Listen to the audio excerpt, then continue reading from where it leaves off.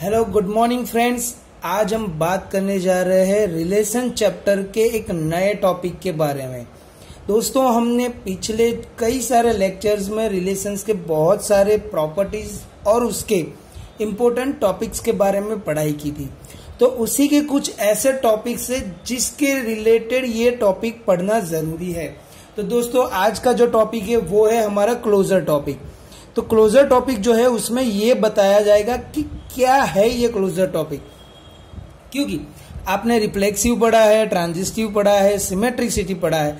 तो उसी के अंदर जो बहुत सारे नंबर्स या तो ग्रुप्स या तो एलिमेंट्स जो रह जाते थे, कई बार हम देखते थे reflexive it's not reflexive, symmetric it's not symmetric, transitive it's not transitive. तो वहां पर जो उनकी बेसिक प्रॉपर्टीज के हिसाब से जो वो सेटिस्फाइड नहीं होते थे, तो उस सब एलिमेंट्स को कवर करके एक ग्रुप बनाया जाता है एंड जो वो ग्रुप बनता है इट्स कॉल्ड अ क्लोजर। तो दोस्तों, पहले यहां पर हमें जो लिखावट दी गई है बाय बुक उसके बारे में हम पढ़ते हैं कि if R is the relation, if R is the relation on a set, it may well happen and R lacks some of the important relational properties discussed in about topic, especially देखिए दोस्तों, यहां पर मैं highlight कर रहा हूं reflexive, symmetric and transitive. ये तीनों के बारे में हम पहले पढ़ चुके हैं, तो उसी के बारे में यहां पे हम ज्यादा डिस्कस कर रहे हैं। तो दोस्तों, यहां पर if R does not possess a particular property, we may wish to add pairs। दोस्तों, यहां पर याद रखना है कि add pairs to R until we get a relation and that does have the required property। दोस्तों, ये रिक्वायर्ड प्रॉपर्टी यानी कि यहां पर जो रह जाते थे वो पैर्स को हम ऐड करेंगे और तब जाके जो हमारा रिलेशन बनेगा it's called closure relation. Naturally we want to add a few new pairs. दोस्तों, यहां पर भी गौर करने की जरूरत है कि न्यू पैर्स ऐड होगी as possible. So what we need to find is the smallest relation R1, उसे R1 नाम दिया जाएगा, on A that contains R and possesses the property we desire। sometimes R1 does not exist। ये जरूरी है कि हर बार हमें जो नए पैर्स मिलेंगे वो जरूरी नहीं है कि वो एग्जिस्ट हो। So if a relation such as R1 does exist, we call it the closure of R. मतलब कि यहां पर जो हमारी नई पैर्स बनेगी अगर वो एग्जिस्ट हो रही है and this existence is called closure of a relation R with the respect to the property in question. मतलब कि अगर किसी भी एग्जाम्पल में, यहाँ पर प्रॉपर्टी इन क्वेश्चन का मीनिंग होता है कि अगर किसी भी एग्जाम्पल में अब तक हम रिफ्लेक्सिव, सिमेट्री और ट्रांजिस्टिव तीनों को साथ में देखते थे, बट यहाँ पर यह बताया गया है कि प्रॉपर्टी इन क्वेश्चन का मीनिंग होता है कि आपको पर्टिकुलर एग्जाम्पल में एरिया दे दिया गया होगा कि find its symmetricity, find closure of reflexive, find closure of symmetric, find the closure of reflexive. तो ही आपको वो पर्टिकुलर एरिया ही ढूंढना है, तीनों के तीनों ढूंढने नहीं है। ओके दोस्तों, तो पहले समझते हैं कि रिफ्लेक्सिव क्लोजर क्या है। Let R be a relation on a set and R is not reflexive. मतलब कि R is not reflexive. R not reflexive का मीनिंग क्या होता था कि उसके अंदर वो सारे टॉपिक्स नहीं कवर होते जो रिफ्लेक्सिव के कंपेयरली होना चाहिए। सो दिस देखिए, इसका मीनिंग दिखाया कि that is some pairs the diagonal relation delta, ये नोटिफिकेशन है रिफ्लेक्सिव क्लोजर का, R not in R. So that's the union of this both reflexive closure और the reflexive R. Reflexive closure ये है और ये है रिफ्लेक्सिव आर, इन दोनों का यूनियन करके जो बनेगा it's called the reflexive closure and is the smallest relation containing which is the reflexive. मतलब कि यहां पर दोस्तों एक रिफ्लेक्सिव क्लोजर बनेगा जो हमारे नए पैर के एलिमेंट्स और पुराने एलिमेंट्स को यूनियन के थ्रू एक साथ में मिलाएगा। तो उसके बारे में कुछ एग्जाम्पल से पढ़ते हैं विस्तार में। सो दोस्तों, ये है हमारे पास method of finding a reflexive closure. If R is the relation on a set A, then the reflexive closure of R union delta, मतलब कि ये जो डेल्टा है वो नए एलिमेंट्स के नोटिफिकेशंस में जाता है. यहाँ पे दिखाया हुआ ही है कि where the delta is the element of the type of A where A belongs to A. मतलब कि अगर आपको समझ में नहीं आ रहा है तो मैं एग्जांपल से आपको बहुत अच्छे से समझा सकता हूं कि if the element A have 1 2 3 elements, this is the set A and the element have 1 2 3 and the relation R is given that 1 1 1 2 and 2 3 and we all are know that ये रिफ्लेक्सिव रिलेशंस के अंदर क्या elements आते हैं. तो यहां पर हमारे पास रिफ्लेक्सिव रिलेशंस के बावजूद रिफ्लेक्सिव क्लोजर का एलिमेंट्स कौन सा होना चाहिए, विच इज ए. अगर रिफ्लेक्सिव क्लोजर्स के एलिमेंट्स है तो यहां पर 1 2 3 है तो उसके एलिमेंट्स क्या बनेंगे 1 1 2 2 और 3 3. 1 1 2 2 3 3 मतलब कि यहां पर आर यूनियन डेल्टा होगा. मतलब कि R1 जो हमारा बनेगा रिफ्लेक्सिव क्लोजर. तो R दिया हुआ है, डेल्टा हमने खुद से जनरेट कर दिया, तो क्या बनेगा 1 1 1 2 2 3 1 1 तो है ही, 2 2 एंड 3 3 यहाँ पे नए नंबर्स ऐड हो जाएंगे और that is the reflexive closure. So दोस्तों यहाँ पर रिफ्लेक्सिव क्लोजर के बारे में आपको पता चल गया होगा. Now we go for the symmetric closure. Suppose that R is a relation on A that is a not symmetric. दोस्तों जहां पर हमारे पास एक ही क्लू है कि अगर वहां पर रिफ्लेक्सिव, सिमेट्रिक और ट्रांजिस्टिव होते हैं तो यहां पर हमें नॉट रिफ्लेक्सिव, नॉट सिमेट्रिक और नॉट ट्रांजिस्टिव वाले एलिमेंट्स ढूंढने हैं और उन सभी एलिमेंट्सों को जो रिफ्लेक्सिव है और नॉट रिफ्लेक्सिव है उनका यूनियन करना है. लाइक ट्रांजिस्टिव है और नॉट ट्रांजिस्टिव है उनका यूनियन करना है, सिमेट्रिक है और नॉट सिमेट्रिक है उनके एलिमेंट्स का यूनियन करना है. और जो यूनियन बनेगा it's called reflexive closure, symmetric closure and transitive closure. Similarly यहां पे भी यही लिखा है, there must exist X Y in R such that Y X is not in R. So of course Y X is belongs to R inverse.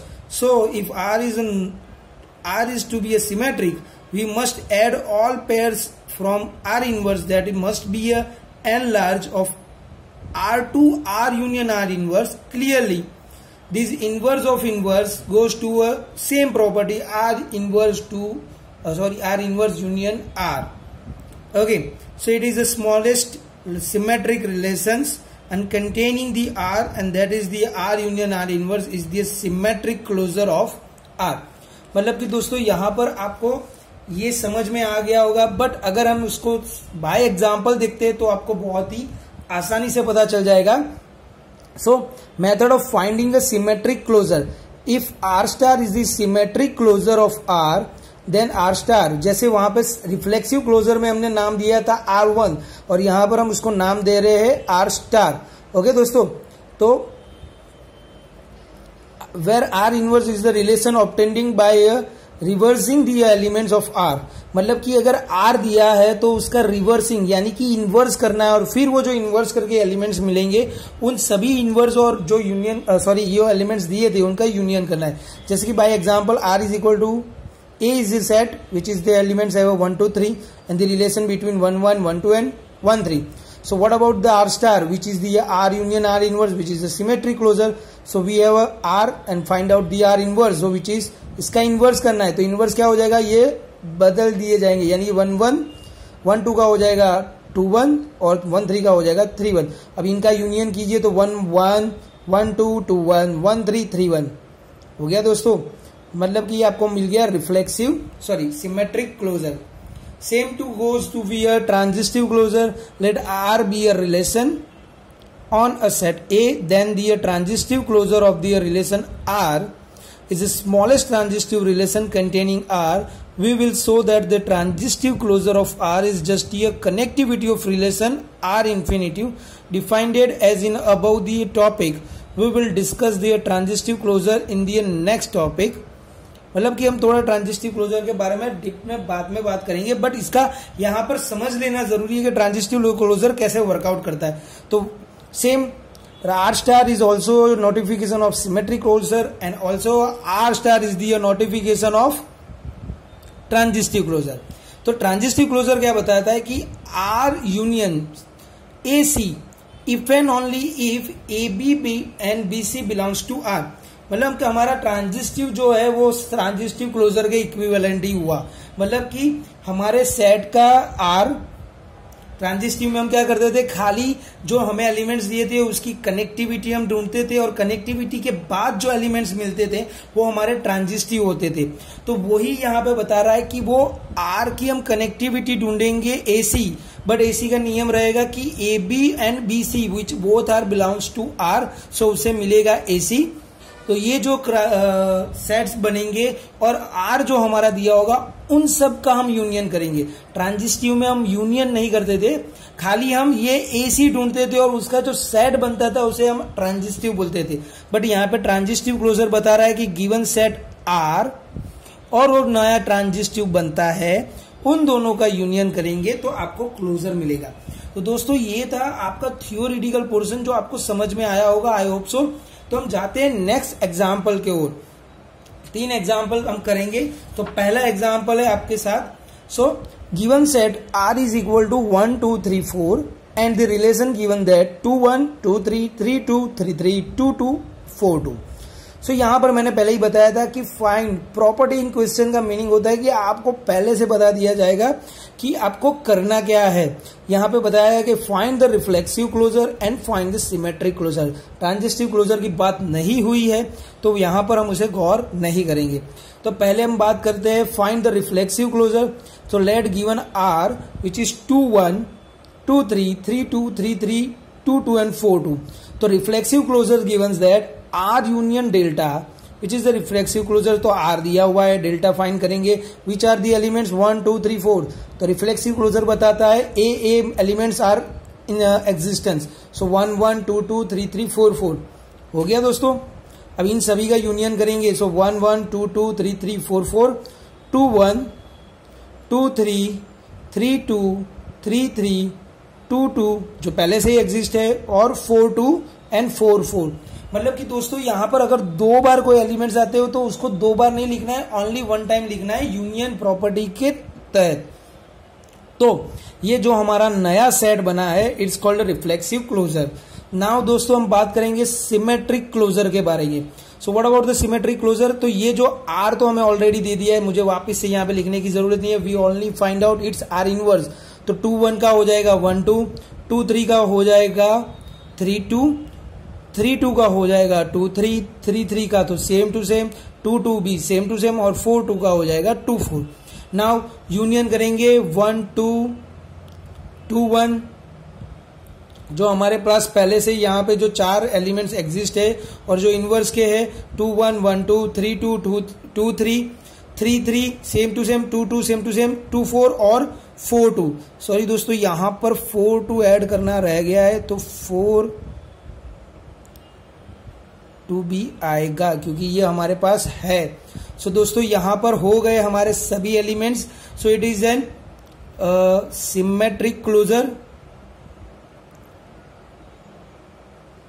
Okay so दोस्तों यहाँ पर आपको याद रखना है कि क्या फाइंड आउट कर रहे हो। यहाँ पर डबल एंट्रीज को काउंट करना है बट मल्टीपल टाइम नहीं लिखना है, ओनली 1 टाइम करना है। यूनियन का और इंटरसेक्शन का मतलब ही यही होता है कि आपको उसे एक ही बार लिखना होता है, मल्टीपल टाइम लिखने की जरूरत नहीं है। ओके दोस्तों, तो एग्जाम्पल नंबर 2 देखते हैं कि उसमें क्या किया है। सो एग्जाम्पल जो पहला था हमारे पास डेटा ओरिएंटेड था, दूसरा एग्जाम्पल है वो मैट्रिक्स ओरिएंटेड है। तो सबसे पहले यहां पर हमें कितने एलिमेंट्स दिए हुए हैं, A B C D E and let R be the relation those whose matrix is. So दोस्तों यहाँ पर मैं आपके लिए बहुत आसान काम कर देता हूँ क्योंकि एंट्रीज को हमें डेटा में कन्वर्ट करना है। So it is A B C D, A B C D और ई। तो दोस्तों यहाँ पे भी सेम यही बताया कि रिफ्लेक्सिव क्लोजर ढूंढना है और सिमेट्रिक क्लोजर ढूंढना है। तो पहले एंट्रीज को हम आइडेंटिफाई कर लेते हैं। It is A then A D और ए ई। फिर आप लोगों को पता चली जाएगा बी सी और बी ई, सी ए सी बी और C D, then after D B और D C, then after in the last E C और ई ई।